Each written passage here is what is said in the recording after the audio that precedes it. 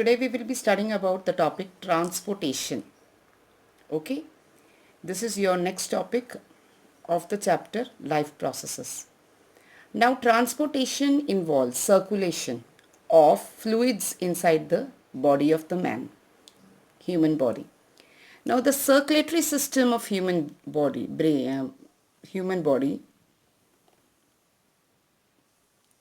involves circulatory fluids. And what are the circulatory fluids? The main two circulatory fluids are blood and lymph. Okay. Now, blood is one of the most important circulatory fluids in our body, as we all know. Lymph, maybe most of you don't know, but most of you must be aware. You must have studied in class 9th also. So, blood. Blood is the most important circulatory fluid since it is the one which helps in circulation of or transportation of oxygen, food, and then waste, hormones, waste materials, hormones, drugs, etc. So all these materials get transported in our body by the help of circulatory fluids like blood. Okay. Now blood, if you look into that, blood, it is having two main components. One is the plasma, which forms the 55% of the blood, and the cells, which are around 45%. Okay. Now the plasma, what does it include? It has 90 to 95% water, 6 to 8% proteins, minerals like sodium, calcium, magnesium, bicarbonates, chloride, iron, etc. All of these constitute our blood plasma. And if you look into the cells, we have three types of cells mainly.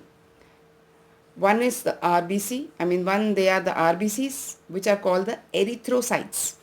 RBCs are also called erythrocytes. Okay. WBCs, which are also called the leukocytes. And then the platelets, they are also called the thrombocytes. So these are the three types of blood cells, amongst which RBCs are enucleated cells. They don't have a nucleus, but they do have hemoglobin. This is the red pigment, which helps in transportation of gases inside the body, oxygen and carbon dioxide. Of course, even carbon monoxide, if it is there, it is also transported by the hemoglobin. Hemoglobin doesn't have affinity for any other form of gas, whether it is nitrogen, argon, helium, nothing else. Only for three gases. The most affinity it has for carbon monoxide, next level for carbon dioxide, and the least affinity it has for oxygen. Okay. WBCs, they are of different shapes, and these are the white blood cells which are called leukocytes, and they help us in defending from the microbes. These days we do require a lot of WBCs, that is, they provide immunity to our body so that we can fight against viruses. Okay, you need to develop them. And then the platelets, these are the cells which are of course nucleated, and they help us in during clotting of blood. Okay, now if you look into the functions of blood, what are the functions of blood? As I told you, they help in transportation of food, oxygen, carbon dioxide, these are the gases, drugs, waste materials, hormones, etc. So these can be written in separate points. Okay, you can write they help in transportation of oxygen from the heart to all parts of the cells, all parts of the body, and they help in transportation of you can tell drugs by the blood. It is transported to all the cells of the body wherever it is required, and the waste are collected from all parts of the body and they are carried to the kidneys for their removal. Carbon dioxide is carried from all cells and they are transported to the lungs for its removal. Hormones, from the site of their production to the site of their action, it is carried by the blood. So these are some of the functions of blood. The next circulatory fluid we need to study is lymph. ठीक है, और ये जो lymph है, ये भी एक circulatory fluid है. It's also a circulatory fluid which is produced in the interstitial tissue. We do have interstitial tissue in our limbs, in our shoulder, in our head, neck.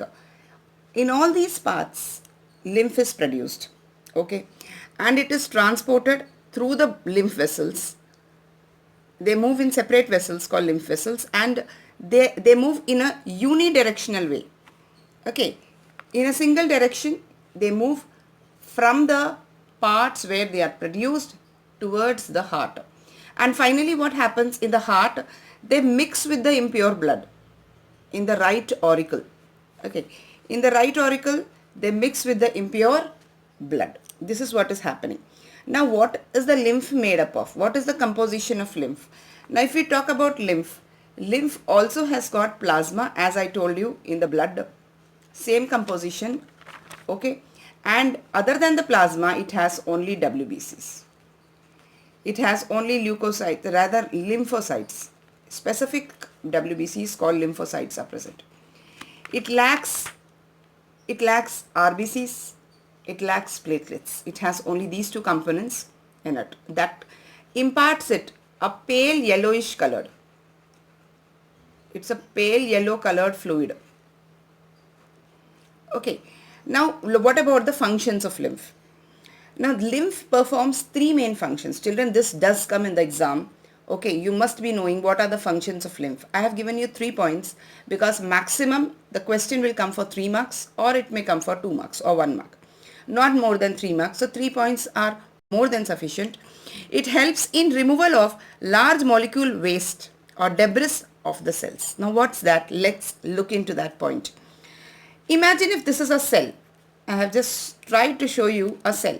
Imagine if this is a cell, and if there is some microbe infecting the cell, if this is the microbe which is infecting the cell, it has entered the cytoplasm of the cell. Now, what happens once there is a microbe?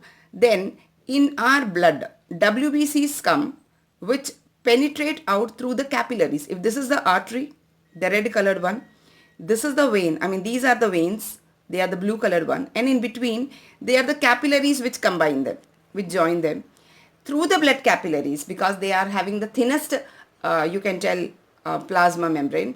So it is possible for the WBCs to penetrate from the capillaries into the cytoplasm. So these are the WBCs which are entering from the capillaries into the cytoplasm, and they will defend us by fighting with the microbe, by killing the microbe. And whatever happens, imagine if the microbe breaks and some WBCs will also get damaged, some other things may also come upon. All this will result in the formation of waste materials, which is called the cell debris. Now, the waste is called the cell debris. Now, the cell debris is removed out of this. Okay, it is carried out by the lymph. If the molecules are quite small, they enter the blood capillaries and they are removed.